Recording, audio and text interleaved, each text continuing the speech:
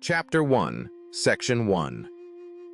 He dozed off, and when he woke up, the woman had somehow started talking to the old man next to her. This old man was definitely a country fellow who'd gotten on 2 stations back. Sanshiro remembered him because he came rushing in just before departure, shouting in that strange, shrill voice, and suddenly stripped off his shirt, revealing a back covered in moxa burn marks. He watched carefully enough to notice the old man wiping his sweat, adjusting his kimono, and settling down right next to the woman. The woman had boarded the train with him back in Kyoto. Sanshiro had noticed her from the moment she got on. First of all, she had dark skin. As Sanshiro traveled from Kyushu along the Sanyo line, drawing closer and closer to Kyoto and Osaka, he noticed the women's complexions gradually growing paler, and before he knew it, he felt a certain sadness, as if his hometown were slipping farther and farther away. So when this woman entered the compartment, he felt somehow as if he'd gained an ally of the opposite sex. The woman's complexion was unmistakably that of someone from Kyushu, the same as Miwata's Omitsu. Right up until he left home, Omitsu had been an annoying woman. He was deeply grateful to be getting away from her. But looking at it this way, someone like Omitsu isn't bad at all either. But if you're judging purely by facial features, this woman is far superior. Her mouth has a certain firmness to it. Her eyes are clear and distinct. Her forehead isn't broad and flat like Omitsu's. Somehow it's shaped in a way that just feels pleasant to look at.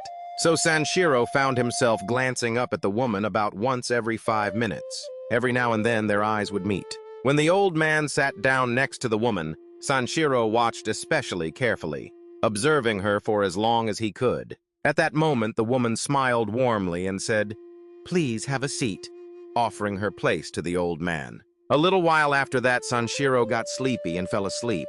While he was asleep, it seems the woman and the old man had gotten friendly and started chatting. Sanshiro opened his eyes and silently listened to the two of them talking.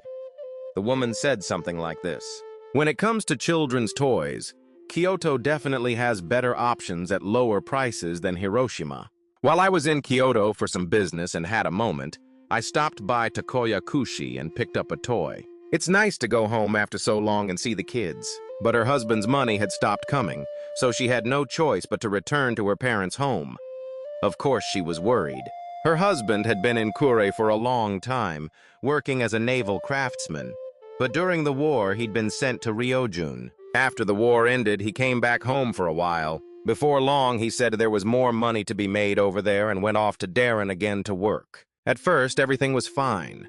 He wrote regularly, and money came like clockwork every month. But about half a year ago, both the letters and the money stopped coming altogether. They're not unreliable by nature, so I'm sure it'll be fine, but I can't just sit around doing nothing forever.